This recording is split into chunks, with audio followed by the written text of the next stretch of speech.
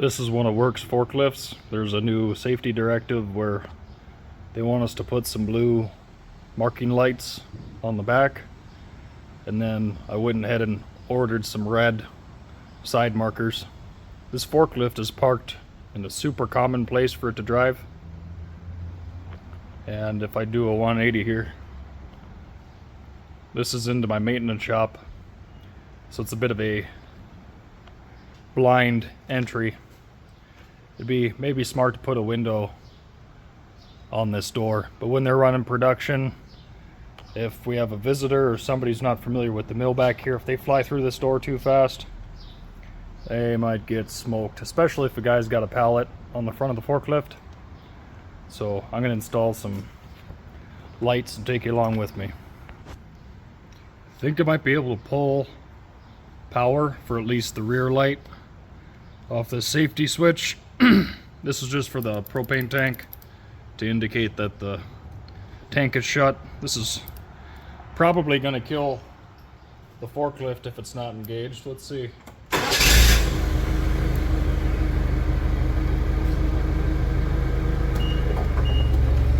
Well, it still moves.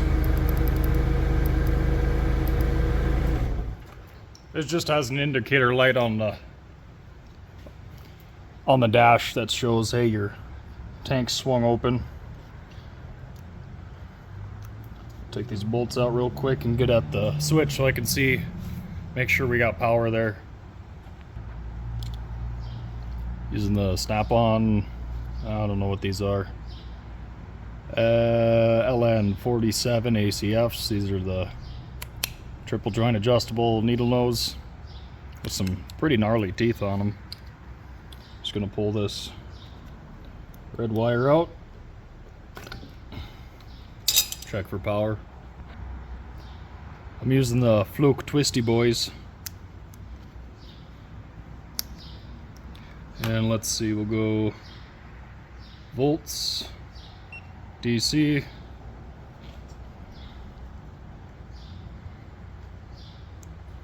right here, stay put. That's a pretty serious plate. Yep, we got 13 volts.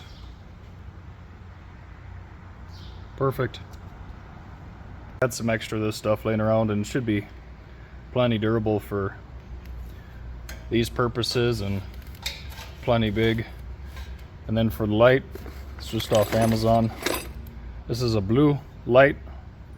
For whatever reason, that's what they wanted to put on the forklifts. I think it might have something to do with reflecting off of high visibility reflective vests and safety wear. Anyways, this is a blue light again, just El Cheapo, 44 bucks for like 2 of them. So put one on this forklift and one on the other one. And then plan is to put one light up here facing backwards, and then I'll run the cable inside this tube, probably come out one of these plugs and come down to here for power. 13 1/4, no, 13 3/8 maybe. That sounds right. It does. 13 3/8. Okay. I'm just gonna drill and tap this hole. Grab a 5/16.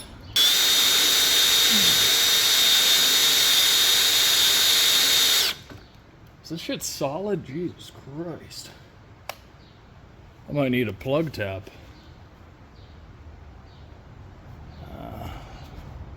Haven't drilled enough yet to tell. Go a little bit more.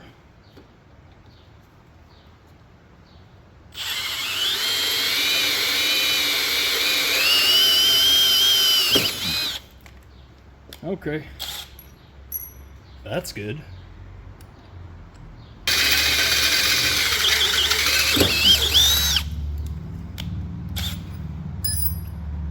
Perfect. Now, usually I schmoo this up, but I'm feeling kind of lazy today.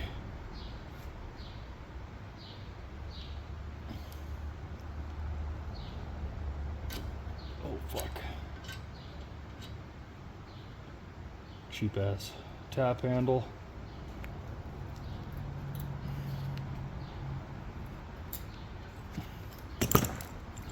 Hey, gravity's still on.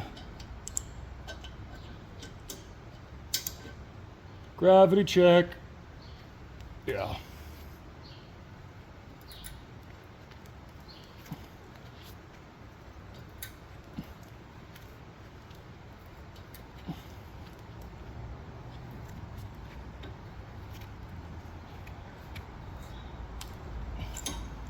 That'll work.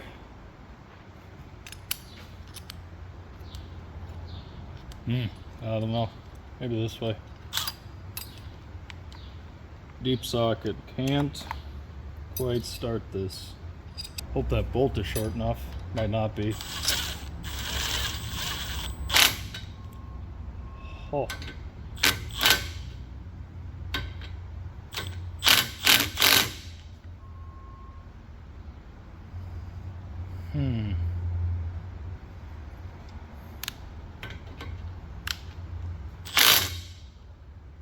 Oh, this is stupid. This has got... This thing has flat tabs on it because you're supposed to use a nut and a bolt, and these little tabs right here are supposed to hold the bolt so it won't turn, so you can take it on and off with one hand, but that's not the way I'm using this fixture, so I'm going to take these Knipex, what are these called, pliers wrenches, try to squish these little edges down. There's a chance I might be hitting the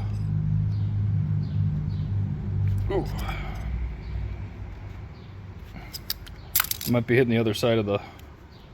Yeah, it's pretty good, nice and flat. Let's see. I feel like there's room. Let's try this real quick.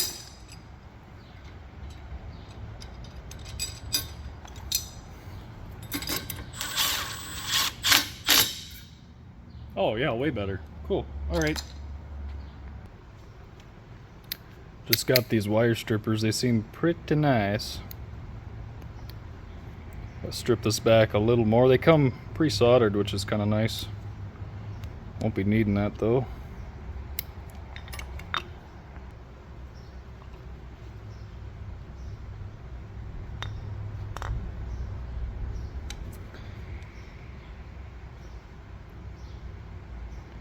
As is our standard operating procedure here, we're probably not using the right size spade connectors for the wire gauge, but here we are, just getting her done.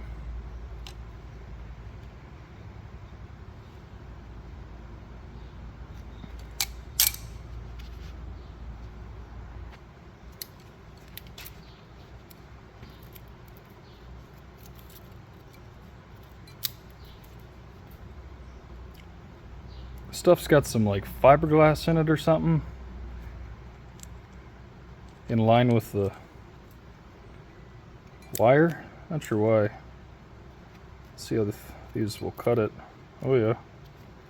Alright. And I think we're just gonna snip this weird ground wire off too. Why not? This is a 14 gauge stranded, so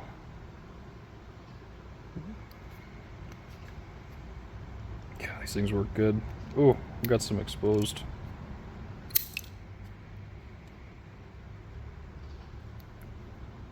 Oh, strip too much.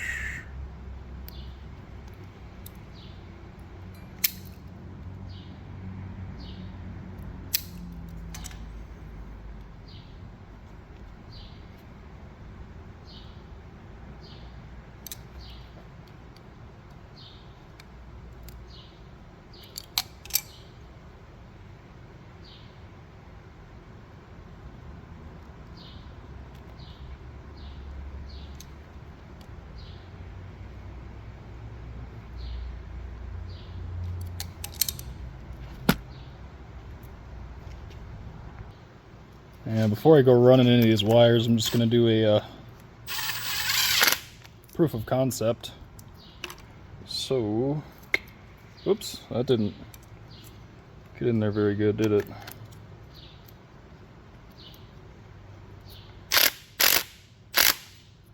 There. Okay.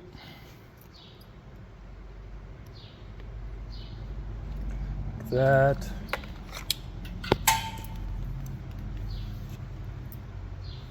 And how do I have that? White is red.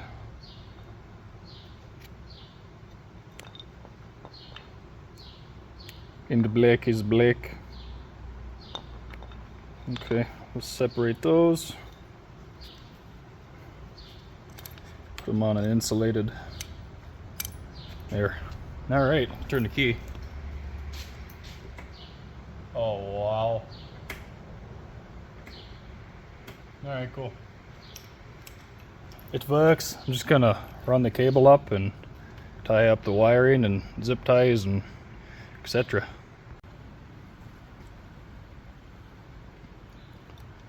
Do have some Loctite on here.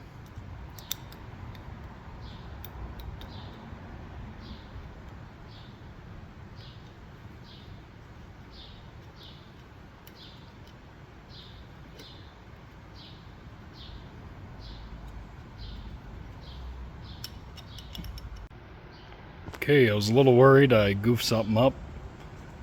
Got the key on. Just need to have that switch closed. So these lights will only be on when the switch is closed. You can see it's just it looks like UV, but I think it's technically just a blue color. That way you got about a 10-foot buffer between the back of the forklift and sort of a visual indicator. Anyways, I'm gonna put the two red lights on the side. They'll come down about like this. Almost gonna look like some underglow. I think it'll look pretty cool, but it should provide everybody moving about the warehouse here with a little bit more of a heads up before a forklift comes around the corner. So probably put maybe one more blue one on the front as well. But I'll have to talk to the operators to see if that's something that's gonna get super annoying, or if maybe the safety department just wants it done anyways. But I think it would have to be off to the side a little bit, so it's not interfering with the mast and looking at forks as you're picking stuff off a pallet racking. But yeah, overall looks pretty good.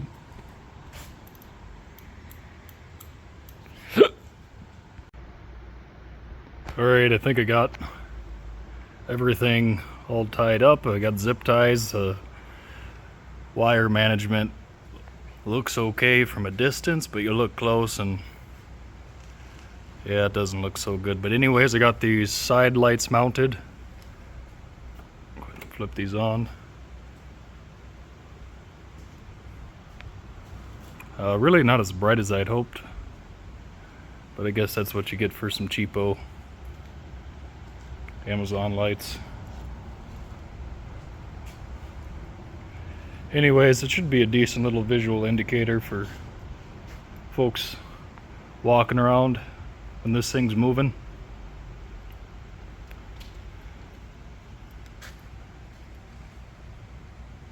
Yeah, I probably could have done a better job with the wiring if I bought a proper wiring harness, but I had this cable laying around, so the price was right. Hopefully you guys found that video interesting. Thanks for watching.